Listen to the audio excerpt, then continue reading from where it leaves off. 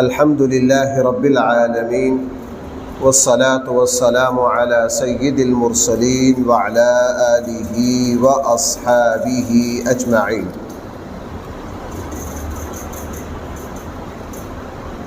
أما بعد فأعوذ بالله من الشيطان الرجيم. بسم الله الرحمن الرحيم. وهو الذي ذرأكم في الأرض وإليه تحشرون. وهو الذي يحيي ويميت وله اختلاف الليل والنهار أفلا تعقلون. صدق اللہ مولانا العظیم. اللہ تعالیٰ کی قدرت کے، اللہ تعالیٰ کی وحدانیت کے دلائل چل رہے ہیں.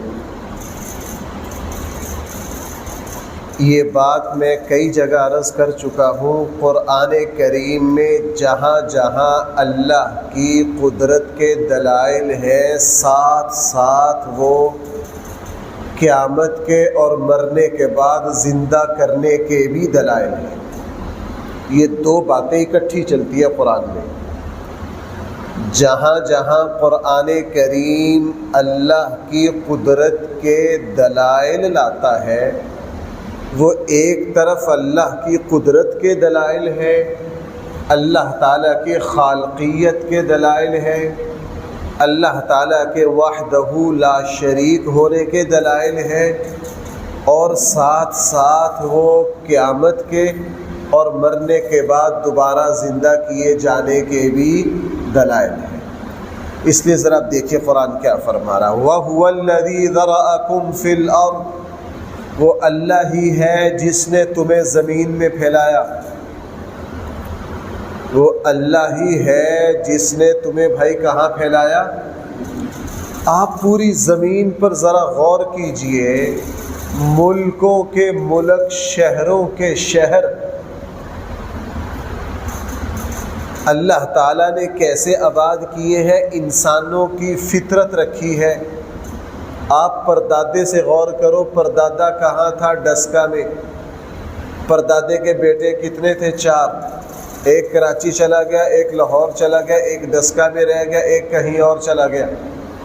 اب ان کی اولادوں کو دیکھو کہاں منتقل ہو گئے. کوئی امریکہ چلا گیا، کوئی سعودیہ چلا گیا، کوئی کسی جگہ چلا گیا.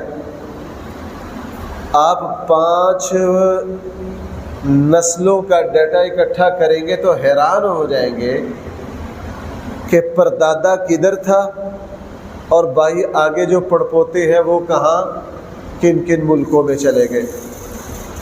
اللہ تعالیٰ فرما رہے ہیں ہم نے زمین پر انسانوں کو ایک خاص طریقے سے پھیلایا. آپ پہاڑوں پہ چلے جاؤ، صحراؤں میں چلے جاؤ، میدانی علاقوں میں چلے جاؤ. خصوصاً وہ بندہ جو سفر کا عادی ہو وہ حیران ہو جاتا ہے کہ واہ میرے اللہ، اگر حکومتیں اس طرح تقسیم کرنا چاہتی تو تقسیم نہ کر سکتی. ہمارے یہاں وہ حکومتیں جو بجلی پوری نہیں کر سکتی، انہوں نے لوگوں کو زمین پر کیا تقسیم کرنا تھا. یہ اللہ تعالیٰ کی قدرت خاصہ ہے کہ اللہ تعالیٰ نے ایک خاص اسلوب اور طریقے کے مطابق انسانوں کو بھائی زمین پر کیا کیا ہے؟ پھیلا دیا. فرمایا وَهُوَ الَّذِي، وہ اللہ ہی ہے، ذَرَأَكُمْ فِي الْأَرْضِ، جس نے تمہیں زمین میں پھیلا دیا. وَإِلَيْهِ تُحْشَرُونَ، اور تمہیں اس اللہ ہی کی طرف لوٹ کر آنا ہے. جو رب پھیلا سکتا ہے بھائی وہ اکٹھا بھی، جس شکاری کو جال پھیلانا آتا ہے اس شکاری کو جال اکٹھا کرنا بھی آتا ہے. اللہ تعالیٰ کو اگر پوری زمین پر اپنے بندوں کو پھیلانا آتا ہے، اور پوچھو یہ زمین پر پھیلنے کی تقسیم کس نے کی ہے؟ ہر کوئی کہتا ہے یہ قدرت نے کی ہے. بھائی ہر کوئی کیا کہتا ہے یہ کس نے کی ہے؟ جب زمین پر انسانوں کو بکھیرا اللہ نے ہے تو جناب ان کو اکٹھا بھی کون کرے گا؟ ان کو اکٹھا بھی اللہ ہی کرے گا. اللہ کی قدرت کی بھی دلیل ہو گئی اور ادھر سے قیامت کی بھی دلیل ہو گئی.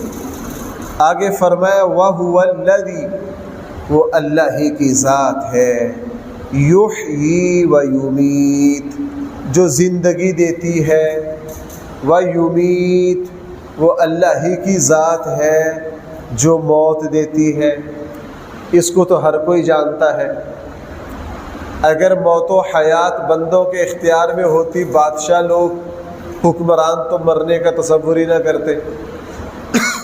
بھائی ذرا غور کرنا، وہ یزید جس نے حضرت حسین رضی اللہ عنہ کو اپنی حکومت کے لیے خطرہ سمجھا اور اہل بیت کے حادثہ کے بعد چشم پوشی کی، اندر سے خوش ہوا، اچھا ہوا، راستے کی رکاوٹ صاف ہو گئی، بھائی اس کا 6 مہینے سال کے بعد مرنے کو جی چاہے گا؟ سوال ہی پیدا نہیں ہوتا۔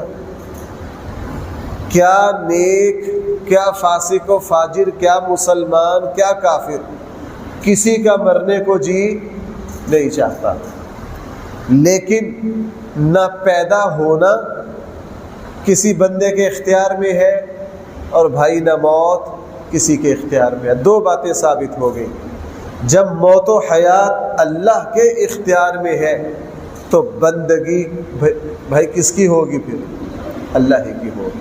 دوسری بات، جو اللہ موت و حیات کا خالق و مالک ہے، جس نے ایک مرتبہ پیدا کیا پھر موت دے دی، وہ اللہ دوبارہ بھی پیدا کر سکتا ہے، وہ اللہ تعالیٰ دوبارہ بھی پیدا کر سکتا ہے۔ میں اس کو کئی مرتبہ آپ کو حوالہ، پورے قرآن کریم میں 4-5 واقعات قرآن نے ریکارڈ کا حصہ بنا دیے کہ ہم نے موت کی آغوش میں لے جا کر کس طرح زندہ کیا۔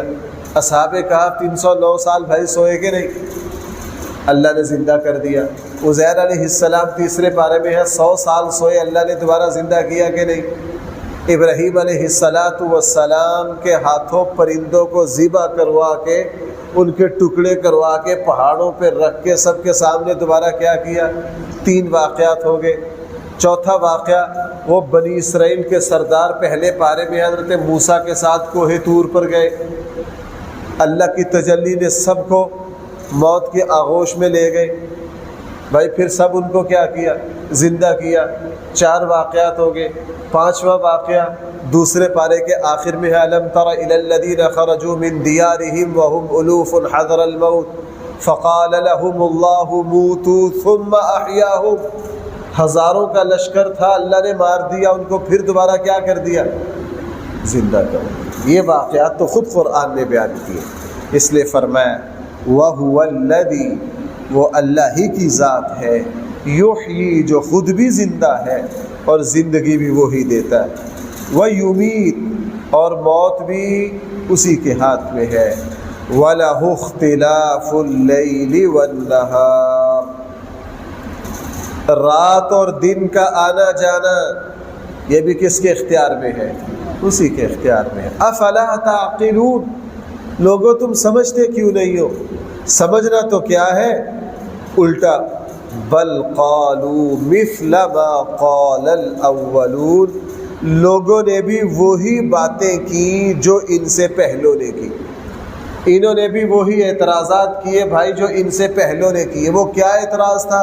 قرآن کے جگہ جگہ قالوا اذا متنا، جب ہم مر جائیں گے، وکنا ترابا، اور مٹی ہو جائیں گے، وعظاما، اور ہڈیاں ہو جائیں گے، اِنَّا لَمَبْعُوثُونَ، کیا ہمیں دوبارہ زندہ کیا جائے گا؟ مکہ کے ایک سردار کو کسی انسان کی ہڈی مل گئی، وہ ہڈی اٹھائی اور حضرت عبداللہ ابن مسعود رضی اللہ عنہ جو بہت ابتدائی مسلمان ہیں اور یہ مکے کا مشکل ترین دور چل رہا تھا، وہ ہڈی لا کے حضرت عبداللہ ابن مسعود رضی اللہ عنہ کے سر میں ماری۔ حضرت عبداللہ ابن مسعود رضی اللہ عنہ کا سر زخمی ہو گیا اور ساتھ یہ بدتمیزی کا جملہ کہا کہ یہ ہڈی ہمارے ہی تیرے ہی کسی باپ دادے کی ہے، جس کو نبی مانتے ہو اسے کہو کہ اپنے اللہ سے کہے اس کو زندہ کرے، اس پر گوشت چڑھائے، اس میں روح ڈالے۔ بھائی میری بات سمجھ پا رہے؟ اب آیا میدان بدر، وہی سردار قتل ہوا، اس کی لاش بھی اسی اندھے گڑھے میں گئی۔ رسول اللہ صلی اللہ علیہ وسلم اس گڑھے پر کھڑے ہوئے، آپ نے بڑے بڑے سرداروں کے نام لیے، ان کو خطاب کیا، اے فلاں ابن فلاں، میں نے تمہیں بڑا سمجھایا، اے فلاں ابن فلاں، سب کے نام لیے۔ حضرت عمر نے تعجب سے کہا، اللہ کے رسول یہ سننے؟ فرمایا ہاں، یہ میری بات کو 100% سن رہے، لیکن میری بات کا جواب نہیں دے سکتے۔ اس لیے بھائیوں اس حقیقت کو تو اتنا کہ مسلمان یاد رکھے، جتنا جتنا مرنے کے بعد کی زندگی پر ایمان کامل ہوگا، دنیا کی زندگی اتنے ہی نیکی اور تقوی پر آئے۔ اس لیے قرآن نے کہا، تم تو یہ کہتے ہو اذا متنا، جب ہم مر گئے، وکنا ترابا، اور ہڈیاں ہو گئے، مٹی ہو گئے اور ہڈیاں ہو گئے، انا لمبعوثون، آگے سے یہ بھی کہتے ہو لقد وعدنا، یہ وعدہ ہم سے بھی کیا گیا، وآباؤنا ھذا من قبل، ہم سے پہلے ہمارے باپ دادوں سے بھی یہ وعدہ ہوا، ان ھذا الا اساطیر الاولین، یہ وعدہ نہیں ہے مگر پہلے لوگوں کی قصے کہانیاں، ایسا ہونا نہیں ہے، بس یہ وعدہ ہی ہے، ایسا ہونا نہیں ہے، یہ کیا ہے؟ یہ وعدہ ہی ہے۔ اب قرآن نے پھر کہا، اچھا قل، اے نبی صلی اللہ علیہ وسلم ان سے پوچھئے، لمن الارض ومن فیہا، زمین اور جو کچھ زمین پر ہے یہ کس کی ملکیت ہے؟ ان کنتم تعلمون، اگر تم کچھ جانتے ہو اس کا جواب دو، زمین پہ جو کچھ ہے یہ کس کی ملکیت ہے؟ سیقولون للہ، یہ جواب دیں گے بھائی کس کا ہے؟ یہ ہر کافر یہ کہتا ہے یہ اللہ کا ہے۔ قل افلا تذکرون، آپ ان سے کہیے پھر تم نصیحت کیوں نہیں حاصل کرتے؟ بھائی میں نے بارہا آپ سے عرض کیا ہے، اگر انسان کا کچھ اختیار ہوتا کم سے کم یہ اپنے بال سفید ہونے سے روک لیتا۔ بھائی کسی کا بوڑھا ہونے کو جی چاہتا ہے؟ کل درس تھا، ہمارے دوست بطور دل لگی اور مزاح کہہ رہے تھے، ایسے مزاح کہہ رہے تھے کہ مجھ صاحب یہ جوانی دوبارہ بھی آ سکتی ہے، لیت الشباب یعود، کاش جوانی لوٹ آئے۔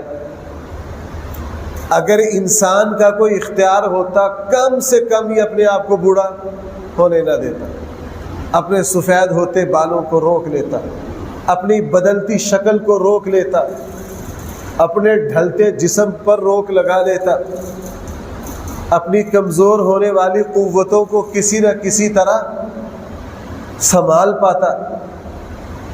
بھائی میرا اور آپ کا وجود، میرا اور آپ کا انحطاط، جوانی سے بڑھاپے کی طرف جانا، طاقت سے کمزوری کی طرف جانا، بھائی مالداری کے بعد کسی کا غریب ہونے کو جی چاہتا ہے، تندرستی کے بعد کسی کا بیمار ہونے کو جی چاہتا ہے۔ یہ جو میرے اور آپ کے جسم پر حالات آ رہے ہیں یہ خود بتا رہے ہیں کہ معاملات ہمارے ہاتھ میں نہیں ہے، کس کے ہاتھ میں ہے؟ اللہ کے ہاتھ میں۔ جب اشرف المخلوقات اتنا عاجز اور بے بس ہے تو جناب پھر کون سی مخلوق ہے جس کے پاس اختیار ہوں گے؟ اس لیے قرآن نے فرمایا فلا تذکر، پھر قل آپ ان سے پوچھئے من رب السماوات السبع، ساتوں آسمانوں کا رب کون ہے؟ ورب العرش العظیم، عظیم عرش کا رب کون ہے؟ سیقولون للہ، یہ کافر جواب دیں گے بھائی کون ہے؟ اللہ، ان کے پاس یہی جواب ہے۔ قل افلا تتقون، تو لوگوں پھر تم اس اللہ سے ڈرتے کیوں نہیں ہو؟ قل آپ ان سے پوچھئے من بیدہ ملکوت کل شیء، ہر چیز کے اختیارات کس کے ہاتھ میں ہے؟ اور بھائی اگلی بات تو قرآن نے بڑی عجیب، وَهُوَ يُجِيرُ، وہی پناہ دیتا ہے، وَلَا يُجَارُ عَلَيْهِ، اس کے خلاف اس کے مقابلے میں کوئی کسی کو پناہ، بھائی پناہ صرف کون دیتا ہے؟ رسول اللہ صلی اللہ علیہ وسلم کو غار ثور میں پناہ دی، کافر کچھ کر سکے؟ میدان بدر میں کافروں کو پناہ نہ دی، وہ اپنے آپ کو بچا سکے؟ فرمائے وہی اللہ ہے پناہ دیتا ہے۔ انسان پر، آپ پر بھی ایسے حالات آئے ہوں گے، زندگی میں ہر انسان پر کبھی نہ کبھی یہ حالت آتی ہے، چاہے ایک مرتبہ آئی ہو، انسان سمجھتا ہے اوئے میں گیا۔ کاروباری اعتبار سے کبھی نہ کبھی ایسے خطرات آتے ہیں، بندے کو یہ لگتا ہے میں زیرو پر آ جاؤں گا، میں کہاں پہنچ جاؤں گا، لیکن اللہ تعالیٰ بھائی پھر کیا کرتے ہیں، اپنے بندے کو سہارا دیتے۔ وَهُوَ يُجِيرُ، وہ جس کو چاہتا ہے بھائی کیا دیتا ہے؟ پناہ دیتا ہے۔ بھائی ذرا میری بات پہ غور کرنا، بنو امیہ نے 100 سال حکومت کی، خلفائے راشدین کے بعد بنو امیہ نے کتنا عرصہ حکومت کی؟ 100 سال۔ حضرت عمر بن عبدالعزیز، یہ سارے بنو امیہ ہیں۔ بنو عباس، حضرت عباس کی اولاد نے بغاوت کی، بنو امیہ کا تختہ الٹ دیا، ایک رات میں تمام بنو امیہ کے خاندان کو قتل کر دیا، ایک مرد بھی نہیں چھوڑا، ایک مرد بھی نہیں چھوڑا۔ بنو عباس نے حکومت قائم کی، اور بنو عباس نے پورے عالم اسلام کی تقریباً 600-700 سال قیادت کی۔ جس رات بنو امیہ کو قتل کیا، تمام مرد مولی گاجر کی طرح کاٹ دیے۔ بنو امیہ کا ایک بچہ جس کی عمر 16 سال ہے، تو کتنی ہے؟ جس پتہ چلا کہ وہ بندرگاہ پر فلاں فوجی چھونی میں تربیت حاصل کرتا ہے، ایک دستہ اس کو قتل کرنے گیا وہاں، اس بچے کو یہ اطلاع مل گئی کہ ہمارا سارا خاندان ذبح کر دیا گیا ہے اور اب مجھے قتل کرنے کے لیے آ رہے ہیں۔ بچے نے ڈر کے سمندر میں چھلانگ لگا دی، تیراک کا بچہ فوجی تربیت لے رہا تھا، اس کے پیچھے سمندر میں قتل کرنے کے لیے بھاگے، بچہ قابو نہیں آیا، تیرتے تیرتے کشتی تک پہنچا، بھاگ گیا۔ اب بنو امیہ کا صرف ایک بچہ زندہ ہے، باقی سارا خاندان ذبح ہو گیا۔ یہ سمندر میں دھکے کھاتا کھاتا کھاتا بغداد سے عراق اور اس خطے سے سمندر میں داخل ہوا اور مغرب کے پرلے کنارے مراکش الجزائر کی بندرگاہ تک پہنچ گیا۔ اس وقت اندلس میں بھی مسلمانوں کی حکومت تھی، وہاں جا کے یہ بچہ محنت کر کے اپنی حکومت قائم کرنے میں کامیاب ہو گیا، اور اسپین میں اندلس میں مسلمانوں نے جو 700 سال حکومت کی ہے، اس کی بنیاد اسی بچے نے رکھی ہے جو اپنے خاندان کا بھائی اکیلا فرد تھا۔ بھائی کیا تھا؟ اکیلا فرد۔ اس طرح کے ایک نہیں دسیوں واقعات ہیں۔ اللہ تعالیٰ جب کسی کو پناہ دیتے، وہ اکیلا بھی ہو، ساری دنیا مل کے اس کا کچھ بگاڑ نہیں سکتی، اور اللہ تعالیٰ کسی کو پناہ نہ دے، اللہ تعالیٰ کسی کو پناہ نہ دے، اللہ کے مقابلے میں کوئی کسی کو پناہ۔ بھائی حضرت نوح علیہ السلام کا بیٹے سے جو مکالمہ ہے وہ کیا ہے؟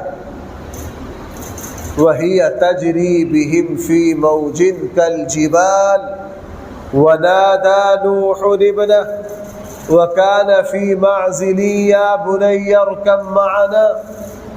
طوفان شروع ہوا، کشتی چل پڑی، دیکھا نوح علیہ السلام کا ایک بیٹا پہاڑ کی چوٹی پر رہا۔ نوح علیہ السلام نے بیٹے کو پکارا، بیٹا کشتی میں آ جاؤ، بچ جاؤ گے۔ اس نے کہا پریشانی والی کون سی بات ہے، کدھر چڑھا ہوا ہوں؟ پہاڑ کے اوپر۔ بھائی بیٹا کہاں چڑھا ہوا تھا؟ اس نے وہ اوپر ہے۔ تو سیلاب میرا کیا کر لے گا، پہاڑ اوپر سے اوپر پہنچ جاؤں گا۔ حضرت نوح علیہ السلام نے کیا فرمایا تھا؟ آج اللہ کے سوا کوئی پناہ نہیں دے سکتا۔ یہ جملہ بہت عجیب ہے، وَهُوَ يُجِيرُ وَلَا يُجَارُ عَلَيْهِ۔ اور بھائی میری ایک بات سننا، علماء نے لکھا ہے جو بندہ مشکل حالات میں آئے نا، وہ اس آیت کو بطور وظیفہ پڑھے۔ بھائی میری بات سمجھ پا رہے؟ جو بندہ مشکل حالات میں آئے اس آیت کو کیا کرے؟ بار بار پڑھے، صبح شام اس کو کم سے کم 21 بار پڑھے، صبح بھی شام بھی۔ من بیدہ یا من بیدہ، اے وہ ذات جس کے ہاتھ میں ہر چیز کے اختیارات ہیں، وَهُوَ یجیر، اے وہ ذات جو پناہ دے سکتی ہے، وَلَا یُجَارُ عَلَیْهِ، اس کے مقابلے میں کوئی بھی پناہ نہیں دے سکتا۔ ان کنتم تعلمون سیقولون للہ، جب آپ ان سے پوچھیں گے تو یہ بھی آگے سے کہیں گے واقعتاً اللہ ہی پناہ دے سکتے، اللہ کے علاوہ کوئی اور پناہ نہیں دے سکتا۔ قل فأنا تسحرون، تم پھر دیوانوں کی طرح کدھر بھاگے جا رہے ہو؟ بل اتیناہم بالحق، حقیقت یہ ہے کہ لوگوں کے پاس سچائی اور حق پہنچ گیا ہے۔ وَإِنَّهُمْ لَكَاذِبُونَ، لیکن لوگ اس کو بھائی کیا کرتے ہیں؟ جھٹلاتے ہیں۔ بل اتیناہم، بلکہ ہم لوگوں کے پاس سچائی لے آئے ہیں۔ وَإِنَّهُمْ لَكَاذِبُونَ، لیکن یہ لوگ بھائی کیا کرتے ہیں؟ جھوٹ بولتے ہیں۔ اللہ تعالی ہم سب کو صحیح فہم عطا فرمائے۔ الحمدللہ رب العالمین، والصلاة والسلام على سید المرسلین وعلى آلہ واصحابہ اجمعین۔ ربنا آتنا فی الدنیا حسنہ وفی الآخرة حسنہ وقنا عذاب النار۔ صلی اللہ تعالی علی خیر خلقہ سیدنا و مولانا محمد وآلہ واصحابہ اجمعین۔